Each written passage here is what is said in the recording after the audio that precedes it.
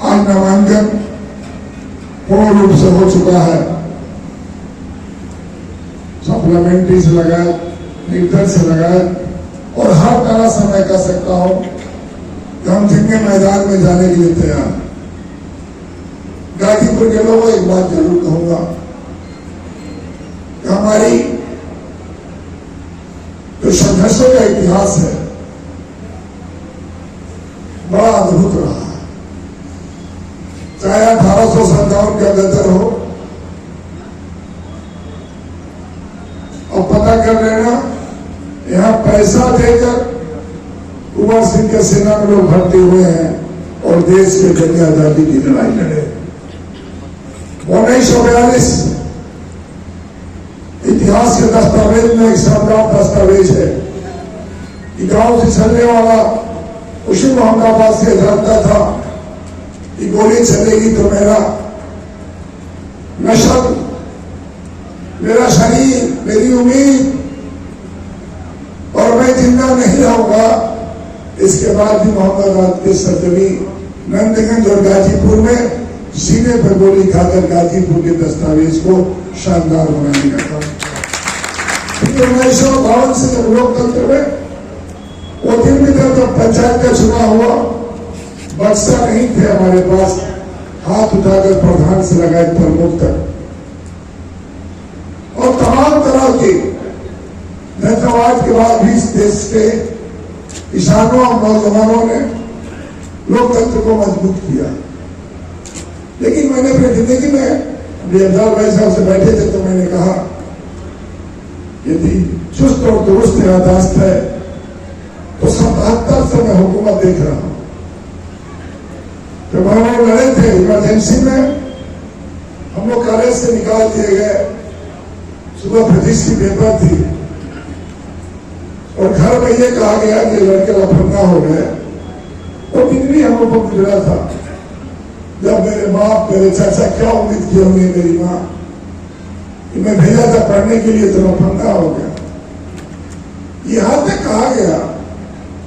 और हम लोग रजिस्टर करके कॉलेज से निकाल दिए 11वीं क्लास। फिर 12वीं क्लास में जब इमरजेंसी टूटती है तो दास साहब का फोटो लेकर 11वीं क्लास का एक विद्यार्थी कहता है जेल का फाटक टूटेगा, साथी जान छूटेगा, और फिर लाठीचार्ज होती है। इमरजेंसी में जब किसी की हिम्मत नहीं थी, उदय प्रताप कॉलेज में नौजवान संघर्ष करता। एक गाजीपुर के लोगों, मैं जानता हूं बहुत देर से बहुत लोग के भाषण सुनते हुए आप बहुत परेशान रहे हो। यह चुनाव जैसे 1942 में बाबा कौम महात्मा गांधी ने कहा था कि जंग तो है, लेकिन इस बात का जंग करो और मरो के साथ होगा। हे गाजीपुर के समाजवादियों, इस बात का चुनाव हम सबके लिए करो और मरो का चुनाव। ये मामूली चुनाव नहीं है। क्या जाती हो रही, कितनी FIR हो गई। और आज हम तो अपने नौजवानों से ग्रामर में मैं जा रहा हूं, मिट्टी है।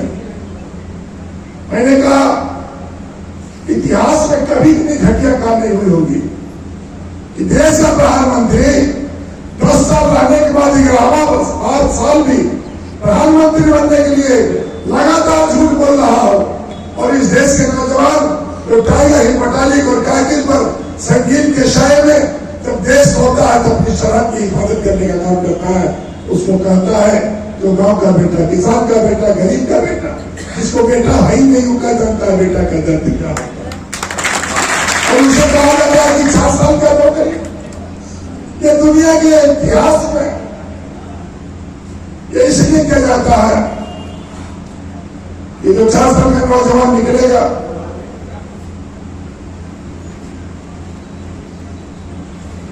वो अदानी अंबानी का गेट खोलेगा, गेट कीपिंग करेगा, बड़े बड़े तमकेदार और बड़े बड़े लोगों का सुरक्षा में खड़ा होगा, ट्रेनिंग करेगी, कराएगी भारत सरकार, खून पसीना लड़ेगा इस देश का नौजवान, गांव का बेटा, किसान का बेटा और गरीब का बेटा। बताओ गाजीपुर के लोगों, हम लोग के पास कोई फैक्ट्री है, कोई कारखाना, कोई उद्योग है। मेरा नौजवान ईमानदारी से कह रहा हूं, 17 साल 16 साल के नहीं हुआ, इस इलाके से मैं आता हूं, बताओ 86 तक सेना की भर्ती का अमल हुआ करती थी, और 4 साल की नौकरी में आपको पता है कि नहीं पता, आप नहीं जानते, 4 साल में जो अग्निवीर बनेगा उसकी शादी नहीं होगी, उसकी शादी के लिए छुट्टी नहीं मिलेगा, मरेगा तो सरकार उसको सलाम भी नहीं करेगी, मरने के बाद उसे परिवार को सम्मान भी नहीं मिलेगा, शराब को दूर सम्मान भी नहीं मिलेगा। और उसके बाद भी हमें गुस्सा नहीं आई, तो गुस्सा का इजहार यदि धरना प्रदर्शन में रह गए तो एक मौका तो आया। यही तो हमारे पुरखों ने कहा था, समाजवादियों ने, कि निजाम बदलेगा तो इंतजाम बदलेगा। आज इंडिया गठबंधन ने कहा कि सरकार बनी तो बनते ही पहला कदम अग्निवीर को हम खत्म करने का काम करेंगे। तो उन्होंने कहा गरीब का बच्चा आया बेरोल का, अग्निवीर में भर्ती हो गया, नहीं गया, रोने लगा, एक जगह और भरा था, हमने कहा क्यों नहीं गए, कहे चाचा क्या क्या दिक्कत है आप तो जानते हैं, और रोने लगा। गरीब का बेटा था, गांव का बेटा था, हम लोग का भी, हम भी इंसान है, दिल भर रहा है। कहां देश खड़ा है? आपका देश तरक्की के रास्ते पर है, 80 करोड़ लोगों को रोज हर महीना राशन फ्री दे रहे हो, और वो तरक्की कर रहा है। और कहीं के इतना बड़ा संदेश है कि भारतीय जनता पार्टी के लोग आपके प्रत्याशी से पहले से ही हटकत है।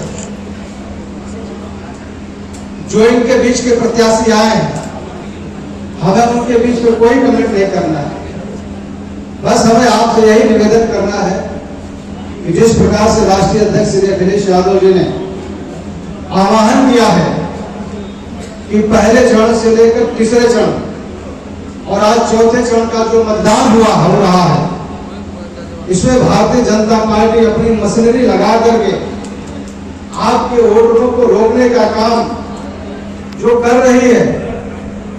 राष्ट्रीय अध्यक्ष जी का लगातार सोशल मीडिया पे ये बयान आ रहा है कि आप किसी भी तरीके से आप अपने वोट को बूथ पर पहुंचकर और डरवाने का काम करो, यानी आपके जो भी हथकंडे अपनाने का काम हो सके, किसी भी आप समस्या से ग्रसित हो, लेकिन किसी भी परिस्थिति में आप अपना वोट घर पे न छोड़े, एक एक वोट बूथ पर पहुंचकर साई के निशान से जरूर डालने का और डरवाने का काम करें। साथ में ये जिम्मेदारी हमारे नेता और कार्यकर्ताओं की। अकेले अफजाल अंसारी साहब 5 विधानसभा है और हर व्यक्ति को अफजाल अंसारी साहब बनना पड़ेगा, हर व्यक्ति को प्रत्याशी बनना पड़ेगा, और जब हर व्यक्ति प्रत्याशी बन जाएगा तो मैं समझता हूं उसकी जिम्मेदारी काफी बढ़ जाएगी, और आपकी जिम्मेदारी तो काफी है ही है। साथियों, मैं आपसे अनुरोध करना चाहता हूं कि लोकतंत्र का ये महापर्व शायद हमारे आपका अंतिम पर्व न हो जाए, शायद ये अंतिम पर्व न हो जाए, इसलिए लोकतंत्र को बचाने के लिए डॉक्टर B.R. अम्बेडकर साहब गांधी के सपनों, लोहिया के सपनों, स्वर्गीय नेताजी के सपनों को साकार करने के लिए माननीय अखिलेश यादव के नीतियों कार्यक्रमों को लागू करके आपके बीच में एक एक वोट समाजवादी पार्टी के चुनाव निशान साइकिल पर देकर आदरणीय अफजाल अंसारी साहब को गाजीपुर लोकसभा से लाखों मतों से जिताकर पार्लियामेंट में भेजने का काम करना है। साहब, कमांडर आपके मुख्यालय में मौजूद है, अपने क्षेत्रों में जाए, अपने क्षेत्रों में जा करके और गतिविधियों में भी पूरी तरह से पूरी ताकत लगा करके आप गतिशील हो जाइए। फिर जो पार्टी ने कार्यक्रम बना रखा है 14 तारीख के लिए, 15 तारीख के लिए, 16 तारीख के लिए, उस कार्यक्रम के अनुसार अपने अपने क्षेत्र में खास तौर से ये बात ध्यान रखते हुए कि माननीय अखिलेश यादव जी ने एक सूत्र दिया, एक मंत्र दिया, तो वो सूत्र और मंत्र है पीडीए का।